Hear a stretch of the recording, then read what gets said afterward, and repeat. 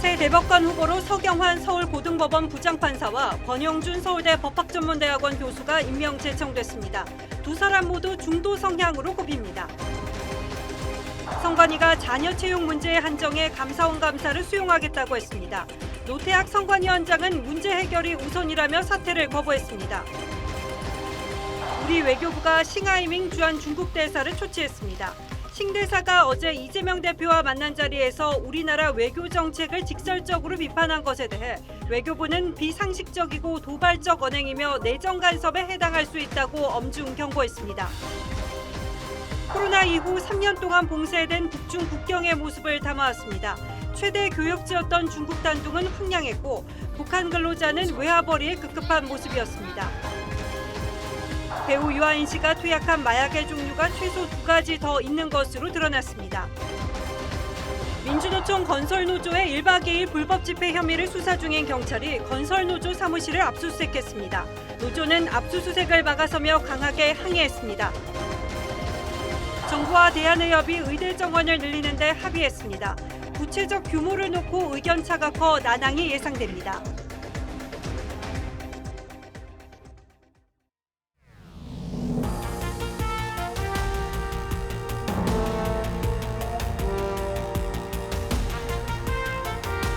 시청자 여러분 안녕하십니까? 뉴스나인의 신동욱입니다. 그동안 논란이 있었던 두 명의 새 대법관 내정자가 조금 전인 오늘 오후 발표됐습니다.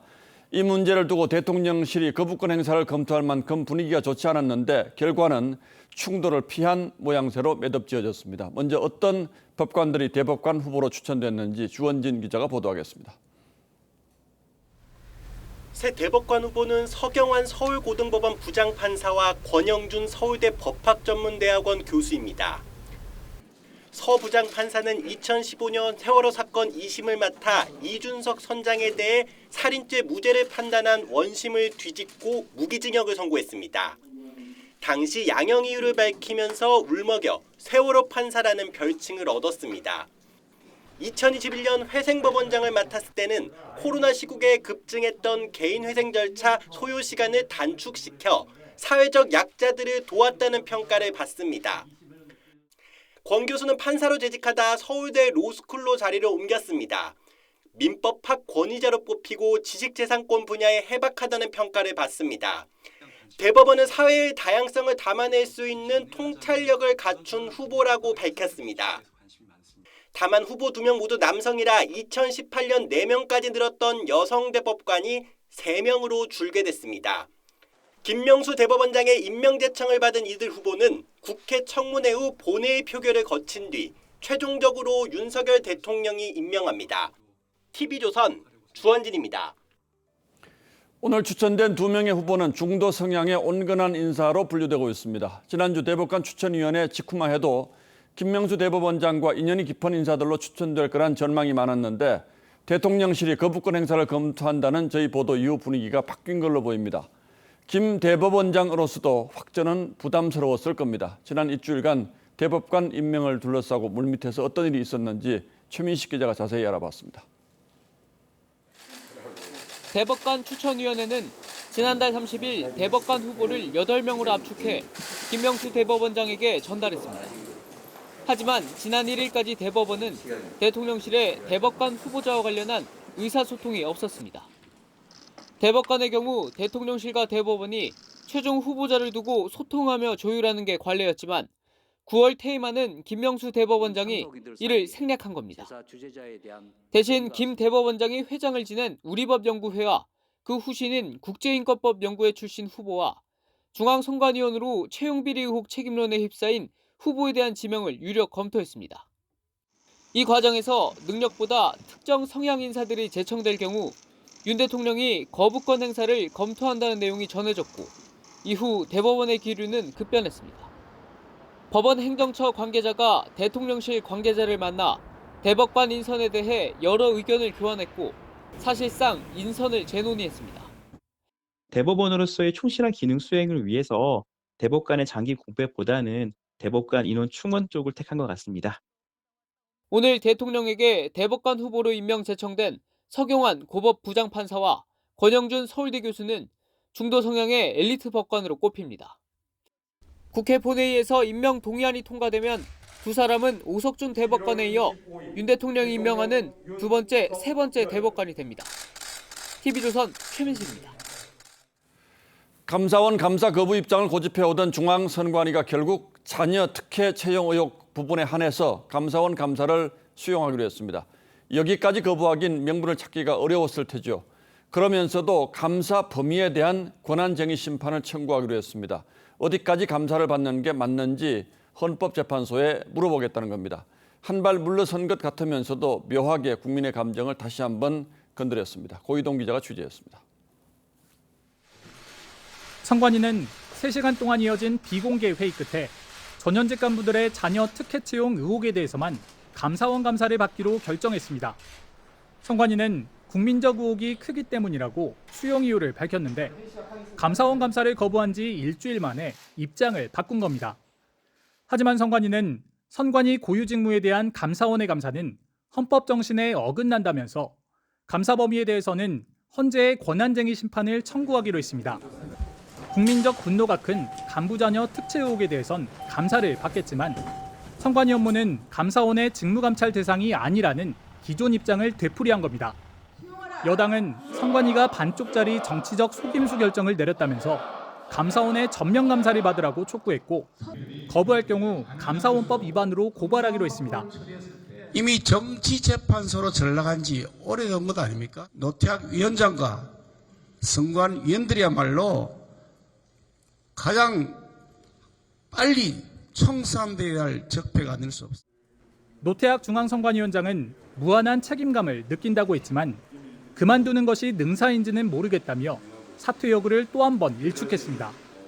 이 자리 자체에는 연연하지 않습니다. 지금 바로 위원장을 사퇴하는 것이 책임 있는 자세인가 고민을 하고 있습니다. TV조선 고이동입니다.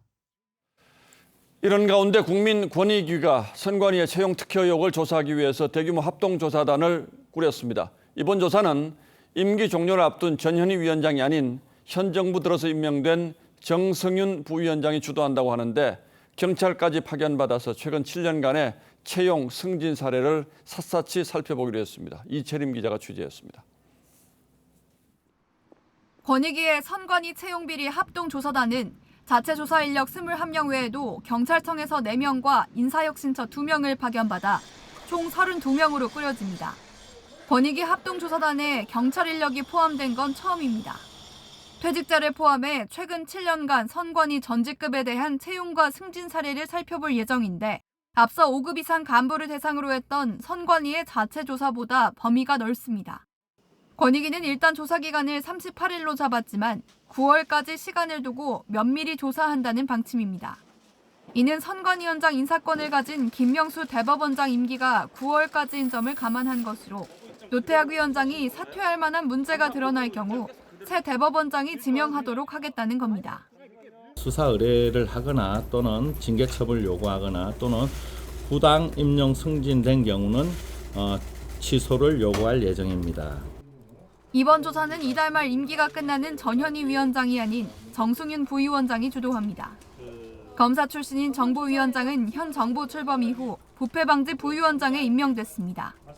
정 부위원장은 감사원 감사와 관계없이 조사하겠다는 입장이어서 선관위 특혜 채용 의혹은 권익위 조사와 감사원 감사 두 갈래로 진행될 것으로 보입니다.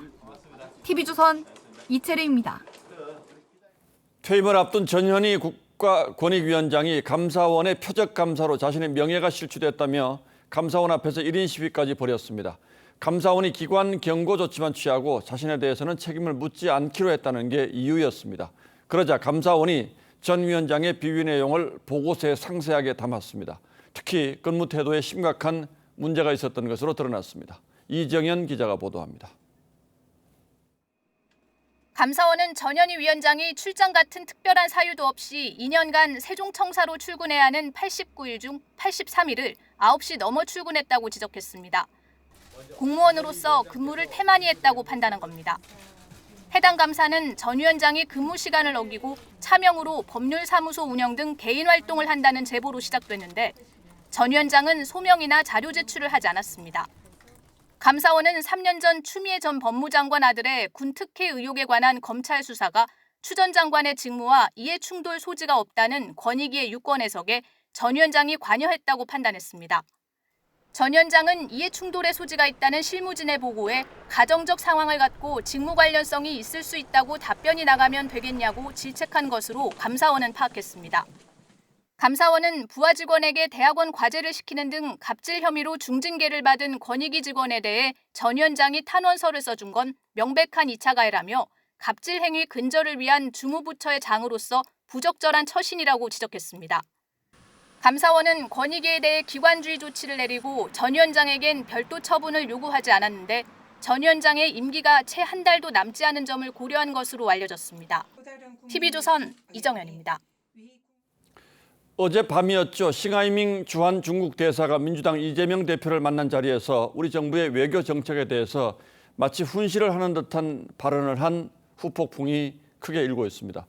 어떤 발언을 할지 사전에 몰랐다고는 합니다만 결과적으로 이런 부적절한 발언에 이재명 대표가 멍석을 깔아준 셈이 된 것도 정치적 논란으로 번지고 있습니다. 대통령실과 외교부가 동시에 나서 어제 싱하이밍 대사의 발언에 대해 엄중 경고했습니다. 홍현주 기자가 취재했습니다.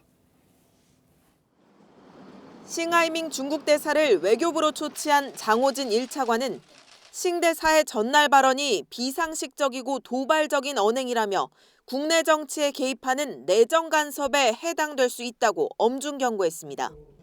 박진 외교부 장관도 대사의 역할은 우호를 증진하는 것이지 오해를 확산하면 안 된다며 도를 넘은 발언이라고 지적했습니다. 국가 간의 관계는 상호 존중이 기본이 되어야 합니다. 당당한 외교를 통해 건강한 한중 관계를 만들어 나가겠습니다. 싱 대사는 전날 이재명 대표를 관저로 초대해 15분간 정부의 외교 정책을 비판했습니다. 미국이 승리할 것이고 중국이 패배할 것이라는 그런 베이팅이 하고 있는 것 같습니다.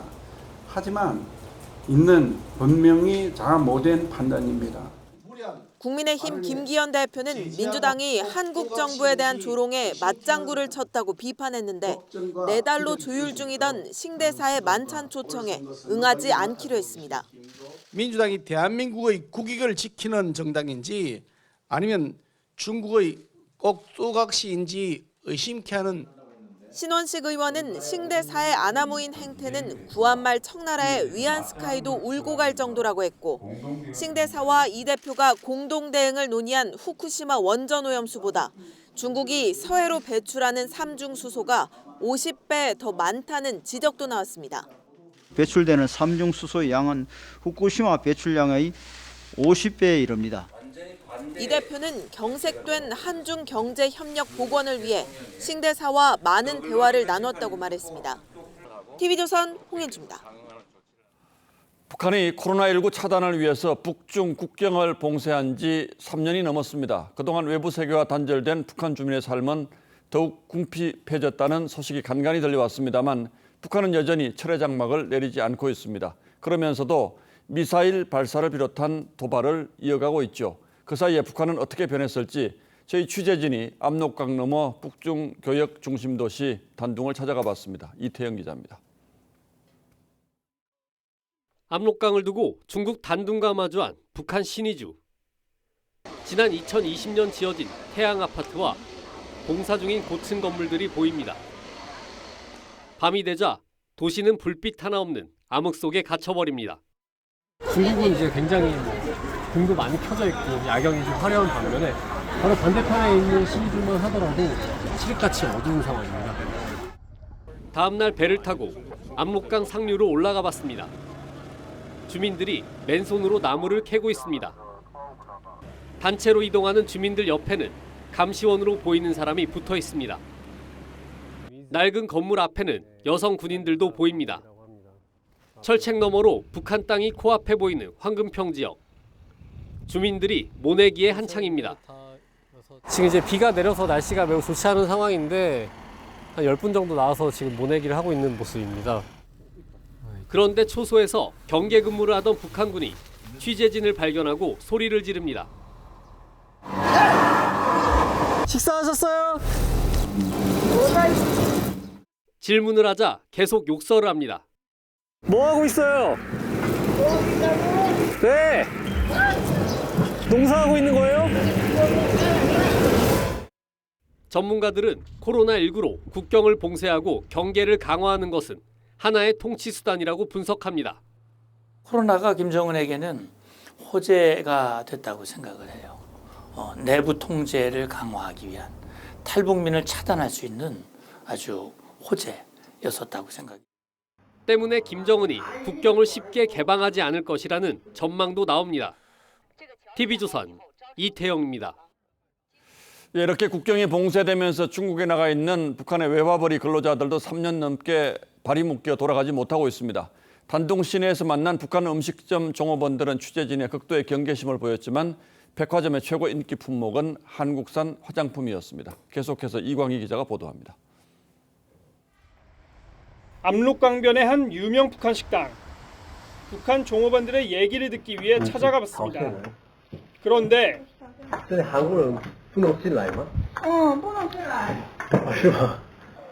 또 다른 북한 식당. 우리나라 소주를 팔면서도 역시나 문전박대합니다.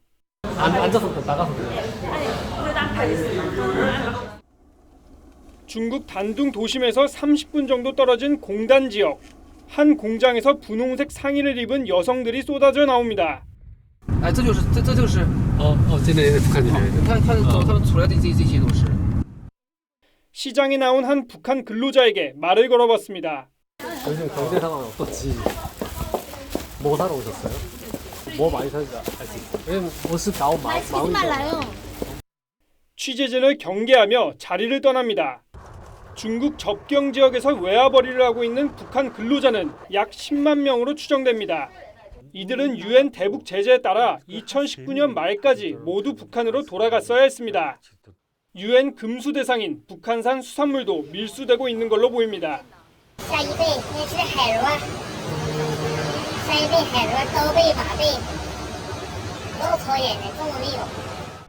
밀수 등으로 돈을 번 일부 북한 부유층들은 단둥의 한 고급 백화점에서 쇼핑을 즐긴다고 합니다.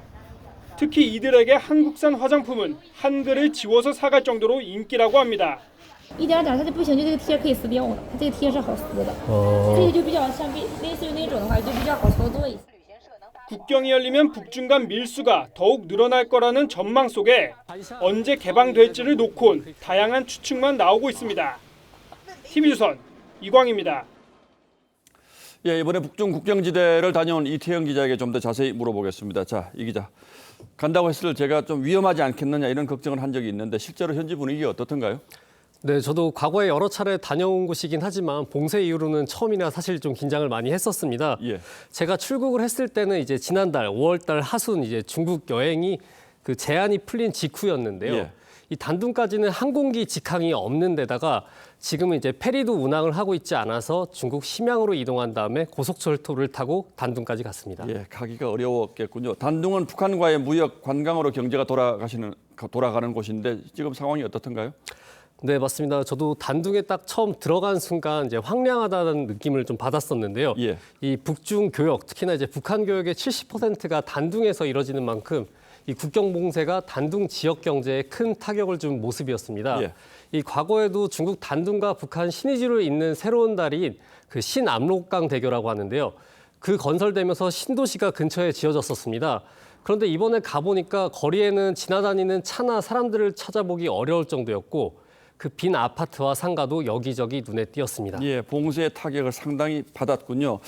조금 전 화면을 보니까 북한의 수산물 같은 게 지금 거래가 되고 있는 것 같은데 다른 북한 물품 중에 어떤 게 보이던가요? 네, 저희 특히 취재진은 이 단둥에서 가장 흔하게 찾을 수 있는 북한의 대표 맥주인 그 대동강 맥주를 좀 찾아다니려고 했었는데 예. 이 찾아다니다 보니까 그 북한 마트에서는 보이지가 않았고 예. 북한 식당에서조차 대동강 병맥주가 없어서 생맥주를 팔고 있었습니다. 그래서 저는 순진하게 생각하기로 좀 교역이 중단된 게 맞구나 싶었는데 예. 그 중국에서 자주 쓰는 말이 있는데 이 상유 정책, 하유 대책이라는 말이거든요. 상유 정책, 하유 대책 무슨 뜻입니까? 네, 그러니까 정부가 정책을 내리면 인민들을 이를 피해갈 대책을 만든다 이런 내용인데 이제 실제로도 이 정부 정책에도 불구하고 한 화랑에서는 북한 인민 예술가들이 그린 그림들을 다량으로 보유하고 있었습니다. 예. 이 화랑 주인은 취재진이 관심을 나타내자 우리나라에도 이름이 알려진 선우영 화백의 그림을 보여주면서 이런 얘기를 하기도 했습니다. 한번 들어보시죠. 예. 55万、15万人民币。朝鲜都没有了，1000幅画，有几千幅。几千？几千幅都是名家的。对，像你们那个韩国能需要的，我都可以提供。 예, 가격이 상당한데 뭐 수천만 원 또는 억대의 그림을 상당수 보유하고 있다면 이게 밀수로 의심이 된다는 거죠? 네, 진품이 맞다면 이 밀수를 통해서 외화벌이에도 나선다 이렇게 볼 수 있을 것 같습니다. 예. 자, 단둥 가면 압록강 건너 북한 주민들을 볼 수 있는데 생활상은 어떻게 보이던가요? 네, 저도 좀 오랜만에 북한 주민들을 봤는데 좀 과거와 크게 차이가 없을 정도로 이게 좀 많이 힘들어 보이는 상황이었고요. 예. 이 멀리서 집을 보더라도 많이 낡아 보이는 데다가 주민들은 여전히 소를 이용해서 밭을 갈거나 뭐 지게를 지고 일을 하는 등 우리나라의 7, 80년대 모습을 그대로 간직을 하고 있었습니다. 그 한 북한 소식통에 따르면 국경 봉쇄로 식량난이 가중되면서 아사자가 이제 작년보다 많이 늘어났다고 하는데요. 현지에서는 제2의 고난의 행군이다 이런 얘기도 나오고 있다고 합니다. 그런데 저희 취재진이 압록강에서 배를 타고 북한 쪽으로 다가갈 수가 있습니까? 네, 배를 타는 것이 가능한데 저희 취재진은 중국인들이 가는 단체 관광에 이제 중국인인 것처럼 가장을 해가지고 별도의 선박이 아니라 중국인 단체 관광객을 따라서 간 거군요. 네, 맞습니다. 그렇게 좀 따라갔는데 취재진이 한국인이란 거를 티를 내지 않는 조건으로 여행사에서도 받아줘서 중국인들과 함께 배를 타고 갔습니다. 네. 그런데 중국인들과 관광을 하다 보니까 곳곳에서 이제 최근에 좀 논란이 되고 있는 중국의 역사 왜곡 현장들을 좀 발견을 할 수가 있었는데요. 이 먼저 그 6.25 전쟁 당시에 미군의 폭격으로 끊어진 단둥의 압록강 단교라고 있습니다. 예. 거기에 써 있는 게시글을 보면 중국 측은 남침이 아닌 북침이라는 글을 좀 써놓기도 했고요. 또 그 여행 관광 일정 안에 있었던 조선족 민속 박물관을 갔는데 그 안에서는 뭐 냉면이 중국 조선족의 가장 대표적인 음식이다. 아니면은 뭐 한국의 돌잡이 문화가 뭐 조선족의 전통이다. 이런 식으로 소개를 하고 있었습니다. 특히 그 동북공정에서 많이 다루는 발해국 같은 경우는 중국 소수민족인 말갈인의 주체로 건립한 정권이고 발해의 시조죠. 그 대조영도 말갈족의 수령이라고 표기해놨습니다. 예, 그러니까 코로나 봉쇄 이후에 중국의 역사 왜곡, 문화 왜곡이 더 심해졌다 이렇게 볼 수가 있겠군요. 네. 예, 이태영 기자 수고했습니다.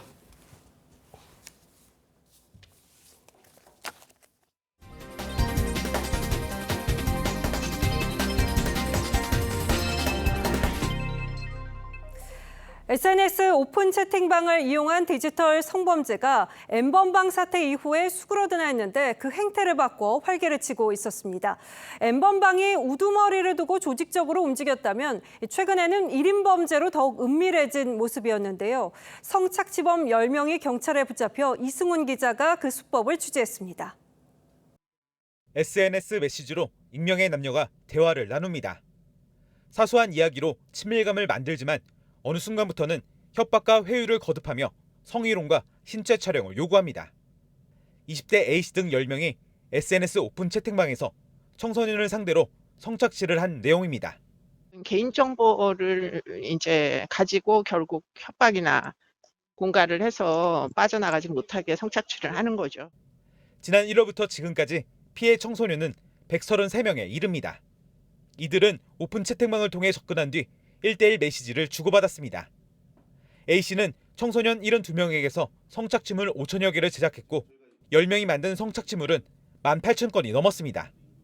대부분 온라인에서만 이뤄지고 유포 정황은 확인되지 않았지만 일부 피해자는 실제 성폭행을 당하기도 했습니다. N번방 사건같이 조직적이고 그리고 어느 정도 그 단체적인 성착취 범죄가 심했다면 개별적인 온라인 접촉을 통해서 은밀하게 경찰은 A씨 등 2명을 구속하고 성착취 정황이 의심되는 13명을 추가로 포착해 수사하고 있습니다. TV조선 이승훈입니다. 계속해서 듣기 불편하지만 우리 사회에서 벌어지고 있는 일 하나 더 전하겠습니다. 서울의 한 대형병원 의사가 13살 학생에게 성매수를 시도하다가 경찰에 붙잡혔습니다. 경찰 신고가 두려웠던 의사는 피해자 휴대전화까지 빼앗아서 달아났던 것으로 파악됐습니다. 조윤정 기자의 단독 보도입니다. 자정을 넘긴 시각, 주택가에선 승용차 뒷좌석에서 남성이 내리더니 운전석으로 갑니다. 뒤이어 반대편 문에서 여성이 내리자 갑자기 차가 내달립니다. 여성이 다급히 차를 붙잡으려 해보지만 역부족, 그대로 바닥에 쓰러집니다. 서울의 한 대형병원 30대 의사 A씨가 13살 여학생과 조건 만남, 성매수를 시도하다 달아나는 모습입니다. 여학생은 인근 편의점으로 가 종업원에게 112 신고를 부탁했습니다. 신고가 두려워서 핸드폰을 쥐고 있다가 여자분 핸드폰을 뺏어가지고 달아났다고 하더라고요.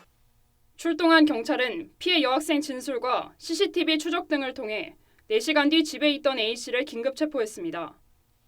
A씨는 이러한 휴대전화 랜덤 채팅 앱을 이용해 조건 만남 상대를 물색했습니다.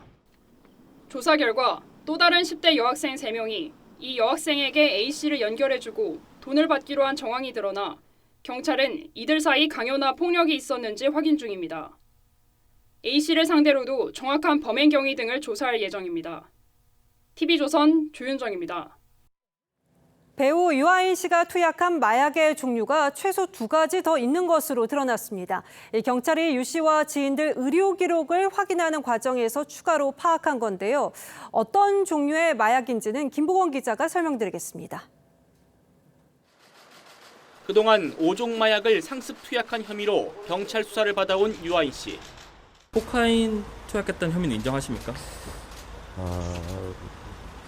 제가 언론을 통해서 해당 사실들을 말씀드리기에는 어려움이 있는 것 같습니다. 경찰은 수사 넉 달 만에 유 씨를 검찰에 넘기면서 유 씨가 적어도 마약 7종을 투약한 혐의가 있다고 밝혔습니다. 기존에 알려진 대마와 코카인, 의료용 마약류인 프로포폴과 케타민, 졸피뎀 등 5종 외에 수면 마취용으로 쓰이는 미다졸람과 불면증 치료제인 알프라졸람을 투약한 혐의가 추가된 겁니다. 경찰은 유 씨와 지인들의 의료 기록을 확인하면서 추가 투약 정황을 파악한 걸로 전해졌습니다.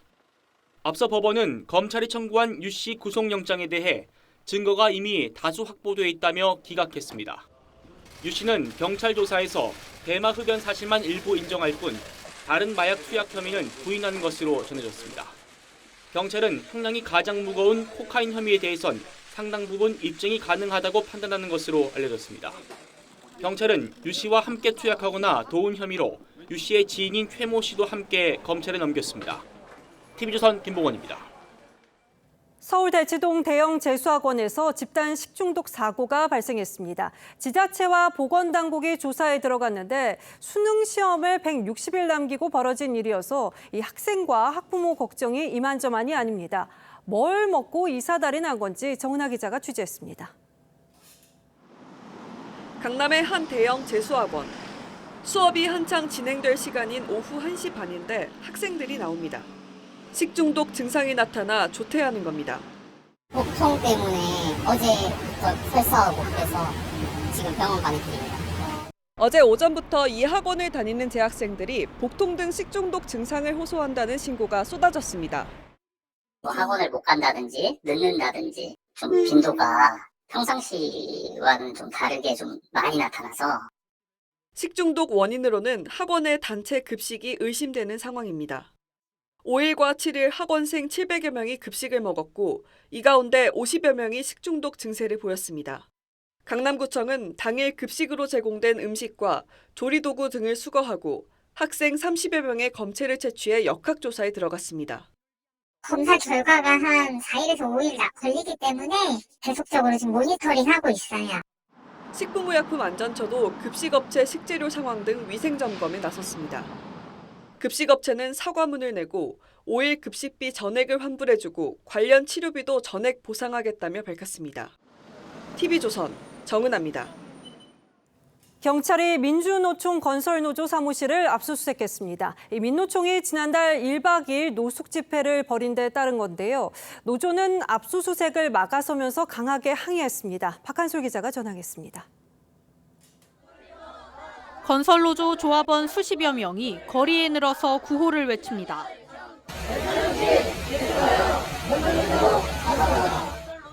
경찰이 아침 8시부터 민주노총 건설노조 사무실 압수수색에 나서자 조합원이 반발하며 거리로 나온 겁니다. 윤석열 정권은 우리를 합법이라고 얘기합니다. 저는 이 반대로 정폭이라고 압수수색은 지난달 건설노조가 개최한 노동절 결의대회와 1박 2일 노숙집회 등과 관련해 이루어졌습니다. 당시 집회는 원래 예정된 시간을 넘겨 밤까지 이어져 교통을 방해하고 1박 2일 노숙 시위까지 해 시민에게 불편을 초래했습니다.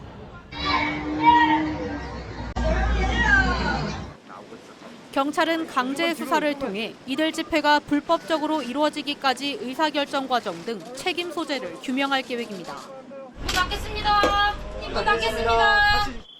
경찰은 건설노조 집행부 2명에 대해 4차례 출석을 요구했지만 이들은 분신한 노조 간부 장례 절차를 먼저 마무리해야 한다며 응하지 않아 왔습니다. 경찰은 노트북 등 압수수색을 통해 확보한 자료를 토대로 건설노조 위원장 등 조합원 29명에 대한 수사를 이어갈 방침입니다. TV조선 박한솔입니다. 누리호 발사 성공으로 우리나라는 실용급 위성을 우주로 쏘아 올릴 수 있는 세계 7번째 나라가 됐죠.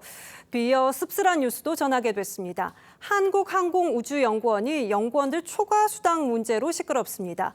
노조는 밤샘 연구 작업과 주말 근무에도 수당 없이 봉사했다면서 소송까지 제기한 상태입니다. 항우연 측 입장을 장혁수 기자가 들어봤습니다.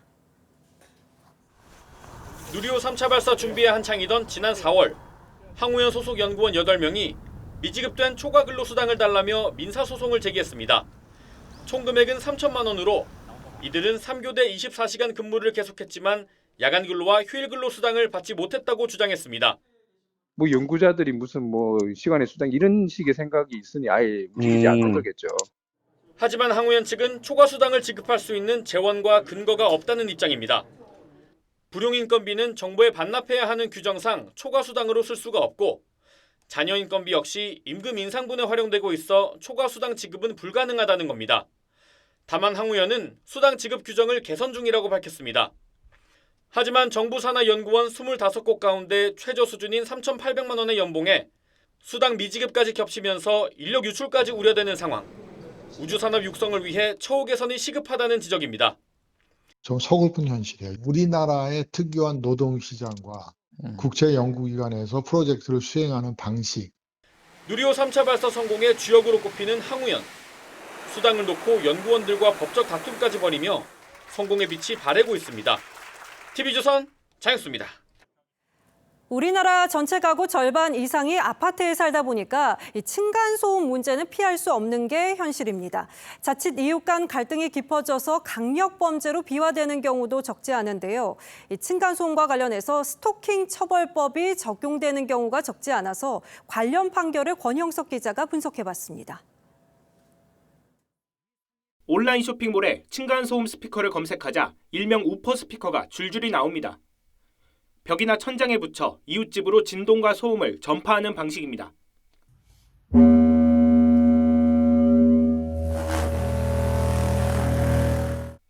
2년 전 이웃집과 층간소음으로 갈등해온 A씨도 해당 집을 찾아가 욕설과 폭행을 하고 보복 스피커를 부착해 소음을 18차례 재생시켰습니다. 그러자 이웃 주민이 A씨를 고소했고 결국 스토킹 처벌법으로 재판에 넘겨져 벌금 1,000만 원이 선고됐습니다. 층간소음과 관련해 스토킹 처벌법이 적용돼 재판에 회부된 건수는 지난 2년여 동안 모두 14건. 이 중 9건은 벌금형, 4건은 집행유예형을 받았고 1건만 기각됐습니다. 직접 찾아가고 욕설 또는 신변을 위협한 공통점이 있었는데 층간소음을 거칠게 항의하다 오히려 스토킹 피의자가 된 겁니다. 이렇게 문 앞에 반복해서 공포감이나 불안감이 들 수 있는 메모를 붙이거나 물을 뿌리는 행위, 상대방에게 메시지를 보내는 것도 모두 스토킹이라 판단됐습니다. 전화나 문자를 지속적으로 보낸다거나 아니면은 집 앞에 쓰레기나 이런 물건들을 갖다 놓는 행위, 전부 다 스토킹 처벌법으로 처벌받을 수 있는 행위. 전문가들은 층간소음 피해자라도 지나치게 항의하거나 물리력을 행사하면 오히려 스토킹범으로 처벌받을 수 있다며 주의를 당부했습니다. TV조선 권영석입니다.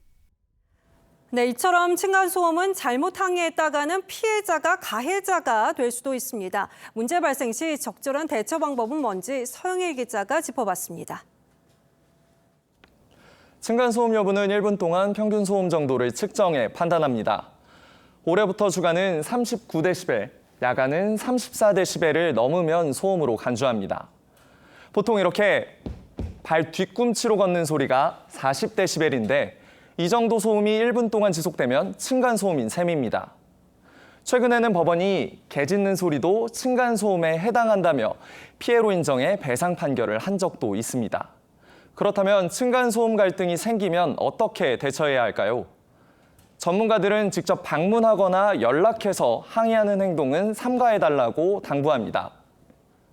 관리사무소를 통해 해결하는 게 우선이고 그래도 안 되면 환경공단 이웃사회센터에 중재를 요청할 수도 있습니다. 센터가 중재하거나 소음 정도를 측정해 분쟁조정위원회를 통해 조정받을 수도 있습니다. 그런데 모두 강제력이 없어 결국 소송으로 가기도 합니다. 하지만 법원에서는 1년 손해배상액을 평균 100만 원에서 200만 원 정도로 책정합니다. 최근 법원에선 7년 층간소음 피해자에게 1,500만 원을 지급하라는 판결을 내리기도 했습니다. 이 때문에 법조계는 소송보단 원만한 합의가 최선이라고 조언합니다. 반면 해외는 강제력 있는 행정조치로 층간소음 문제를 해결하기도 합니다. 미국 뉴욕은 관리사무소의 3회 경고를 무시하면 이후 강제 퇴거 조치를 할 수도 있고 독일은 최대 720만 원의 과태료를 부과하기도 합니다. 이제 국내에도 층간소음을 해결할 강제 조치를 도입할 때가 된 게 아니냐는 목소리가 나옵니다. TV조선 서영일입니다. 올 들어 우리나라에 대한 외국 기업의 직접 투자가 사상 최대 규모를 기록했습니다. 미중 갈등이 격화되면서 해외 기업들이 중국 대신에 한국을 찾는 건데요. 이참에 각종 규제를 풀어서 더 많은 투자를 유치해야 한다는 목소리도 나옵니다. 유혜림 기자입니다. 지난달 네덜란드 반도체 장비 회사 ASM이 우리나라와 맺은 1억 달러 투자 협약.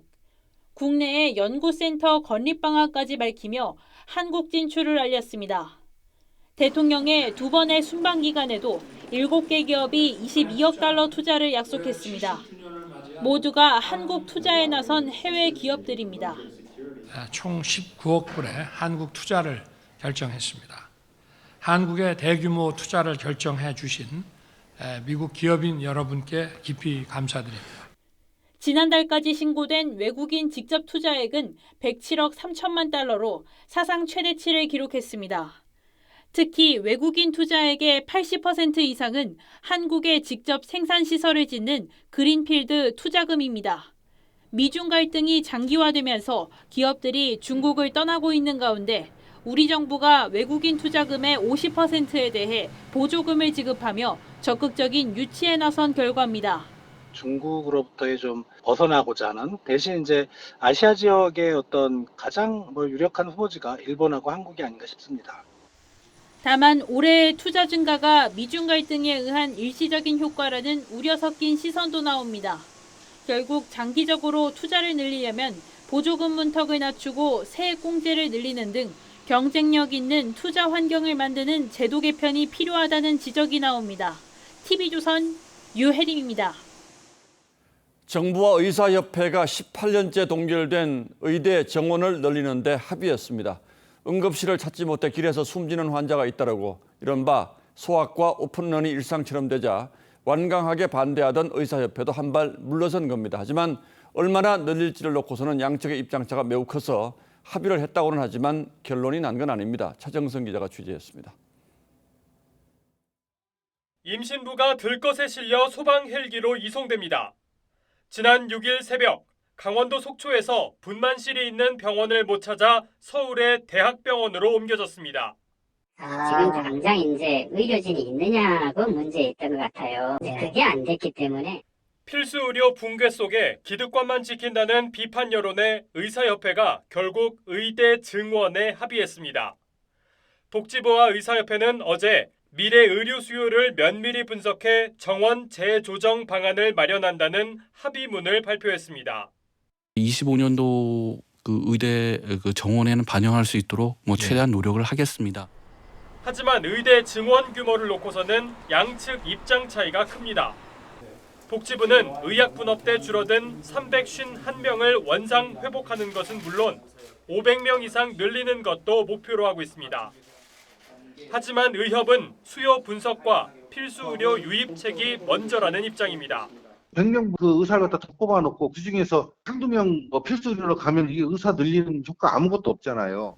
전문가들은 OECD 꼴찌 수준인 의사 수를 감안하면 1,000명 이상 늘려야 의미가 있다고 분석합니다. 1,000명을 늘려서 추가해서 4,000명 정도 뽑는 것으로 해야. 복지부와 의협은 이달 중순 의료 인력 수급 추계 전문가 포럼을 구성하기로 했습니다. TV조선 차정수입니다. 요즘 전 세계적으로 챗GPT 열풍이 일고 있는데 챗GPT의 아버지라고 불리는 샘 알트만 오픈 AI 대표가 한국을 찾았습니다. 알트만 대표는 부작용 논란이 여전한 AI 기술에 대해서 AI가 인간의 영역을 침해하는 일은 결코 없어야 한다고 강조했습니다. 이 말이 무슨 뜻인지 장윤정 기자가 더 자세히 설명하겠습니다. 인공지능 챗봇인 챗GPT를 개발해 전 세계의 생성형 AI 열풍을 불러일으킨 샘 알트만. 한국을 찾은 그의 첫 마디는 한국 스타트업과의 협력이었습니다. In terms of Korean startups, obviously fantastic. We love to support people building on our platform. Some of our team here today is happy to help with that.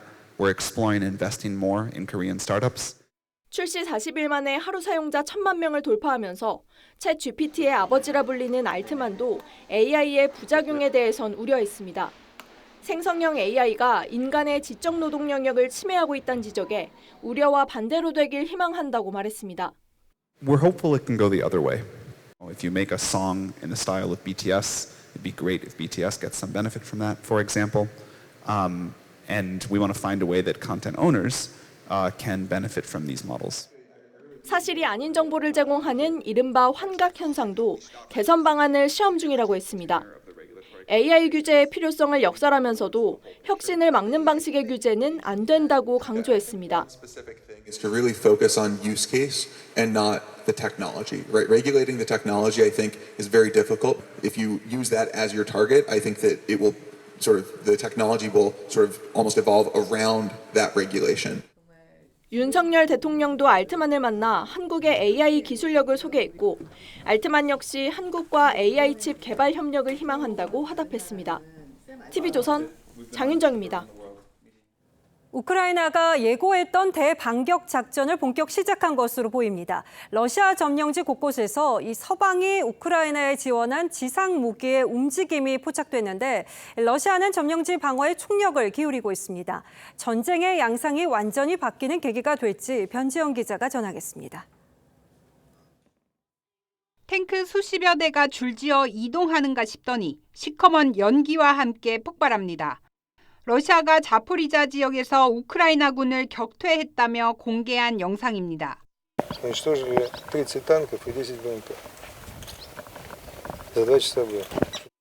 우크라이나가 전방위적인 공세를 퍼붓고 있는 가운데 격전지인 동남부 지역 전투에선 서방으로부터 지원받은 독일제 탱크와 미국산 장갑차가 포착됐습니다. 서방국들이 훈련한 병력 일부도 작전에 가세한 건 우크라이나의 대반격이 본격화됐다는 뜻이라고 외신들은 전했습니다. Командувачі Хортиця, Таврія, усі, хто задіяний на найбільш гарячих напрямках.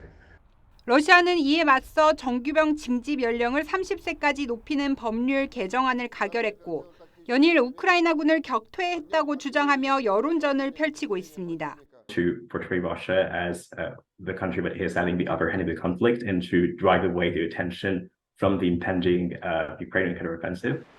우크라이나가 반격 방향이 남부 아조해로 향한다는 관측인데 러시아 본토와 크림반도를 잇는 육로를 차단하려는 의도로 보입니다. TV조선 변재영입니다. 축구의 신으로 불리는 리오넬 메시가 다음 행선지로 친정팀도 사우디아라비아도 아닌 미국 프로축구행을 선택해 화제였는데요. 축구 스타의 영향력은 대단했습니다. 벌써부터 티켓값이 급등하면서 미국 스포츠 시장의 반응이 뜨겁습니다. 최원희 기자입니다.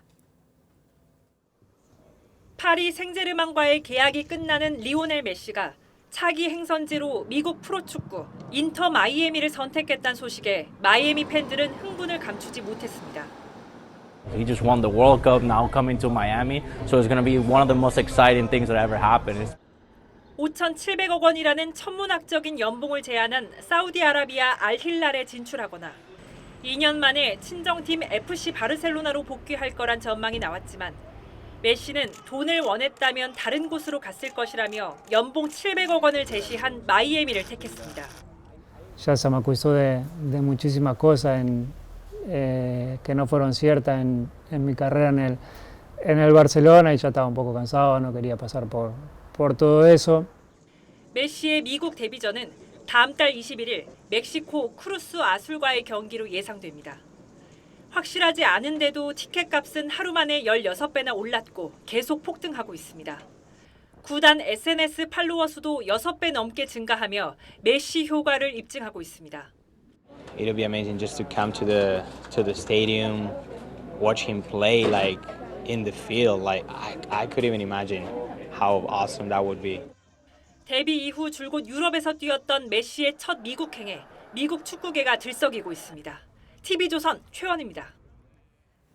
9월 개막하는 항저우 아시안게임에 출전할 야구대표팀 명단 24명이 발표됐습니다. 역대 두 번째로 평균 연령이 낮은 만큼 어린 선수들이 많은데요. 류중일 감독은 자신 있다는 각오입니다. 이다솜 기자입니다. 책임감은 무겁지만 목표는 당연 4회 연속 금메달입니다.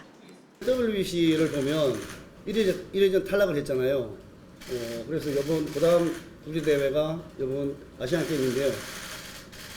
글쎄 목표는 금메달입니다. 이정우, 강백호, 고우석 등 KBO 리그를 대표하는 선수들이 이름을 올린 가운데 가장 관심을 끌었던 와일드카드 3명은 투수 구창모, 박세웅, 외야수 최원준이 선발됐습니다. 팔부상으로 현재 재활 중인 구창모의 발탁에 대해 우려의 시선도 있지만 부상이 경미하고 대회까지 시간이 남은 만큼 문제 없다는 입장입니다. 부상이 길어지는 경우에는 대회 전날까지 교체가 가능하다고 저희가 알고 있어서요. 구창모는 2016년 데뷔에 단 한 시즌도 규정 이닝을 채우지 못했는데 지난 2일 LG전에서 공 5개를 던진 뒤 부상으로 자진 강판하고 현재 재활 중입니다. 이번 대표팀의 평균 연령은 23.21세로 지난 1998년 방콕 대회 이후 가장 어립니다. 24명 중 19명이 군 미필자로 무게감이 떨어진다는 목소리도 있지만 류중일 감독은 육성과 성적을 동시에 잡겠다는 각오입니다. 아마추어 선수로는 용마구의 우완 투수 장현석이 고교 선수로는 처음으로 대표팀에 승선했습니다. TV조선 이다솜입니다.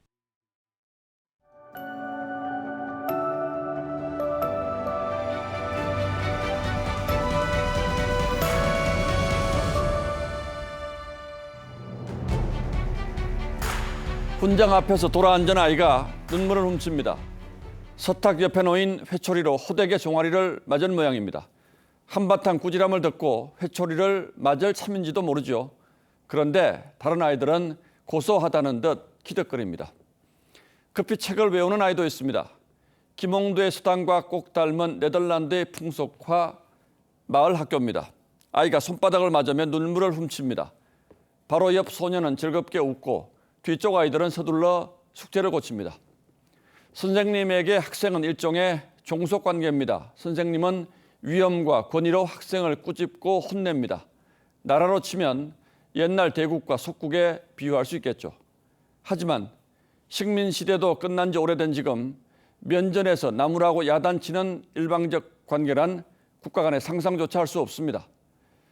외교관이 yes라고 하면 아마도를 뜻하고 아마도라고 하면 no를 의미하며 no라고 하면 외교관이 아니라는 말도 있습니다. 외교 언어에는 고유한 문법이 있습니다. 외교관은 정중하게 에둘러가며 격식 있는 말을 구사하기 마련입니다. 적어도 상대국 국민을 존중한다면 말이죠. 싱하이밍 주한 중국 대사가 관제에 찾아온 이재명 민주당 대표 앞에서 꾸지람하듯 한바탕 훈계를 했습니다. 준비한 문서를 펼쳐들고 15분 가까이나 노골적인 비외교적 언사를 이어갔습니다. 미국의 승리에 베팅하면 반드시 후회한다는 협박성 발언을 필두로 일방적인 주장을 펼쳤죠. 한국의 대중국 무역 적자가 확대되는 주요 이유는 한국의 탈중국화라고도 했습니다.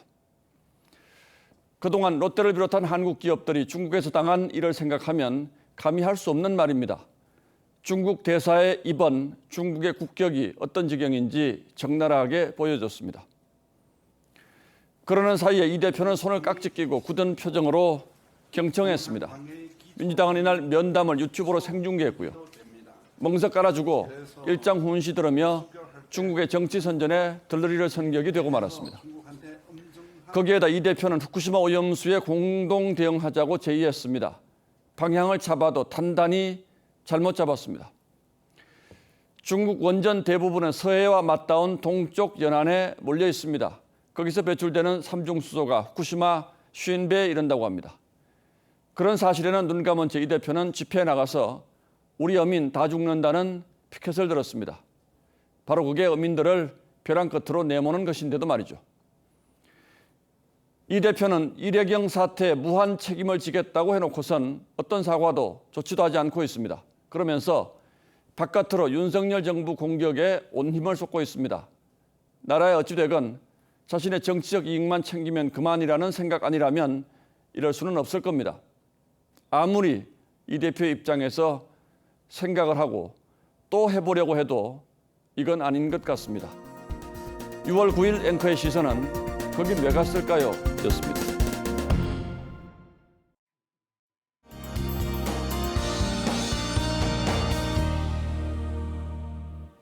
이번 주말에는 우산 잘 챙기셔야겠습니다. 우선 내일은 새벽에 수도권을 시작으로 그 밖에 중부지방과 전북, 영남 내륙에서 비 예보가 나와 있고요. 일요일에는 오후부터 밤사이 전국 내륙 곳곳에서 소나기가 지나겠는데요. 이 비와 소나기가 잦은 천둥과 번개, 강한 돌풍을 동반하며 짧은 시간 안에 강하게 내릴 수 있겠습니다. 침수와 시설물 피해 없도록 주의하셔야겠습니다. 모레 아침까지 예상되는 지역별 비의 양은 수도권으로 최대 70mm 이상, 충청으로 최고 60mm, 강원과 경북, 전북으로 5에서 40mm가 되겠습니다. 지역별 강수량과 강도의 차이가 클 것으로 보이니까요. 계시는 지역의 최신 기상 정보를 자주 확인하시는 게 좋겠습니다. 내일 남부지방은 대부분 맑거나 구름 많겠고요. 낮 기온은 대구가 31도, 제주와 서울이 28도 등 낮더위가 계속되겠습니다. 당분간 대기가 불안정해서 소나기 소식이 잦겠습니다. 날씨였습니다. 6월 9일 금요일 뉴스9는 여기서 모두 마치겠습니다. 시청해주신 여러분 고맙습니다.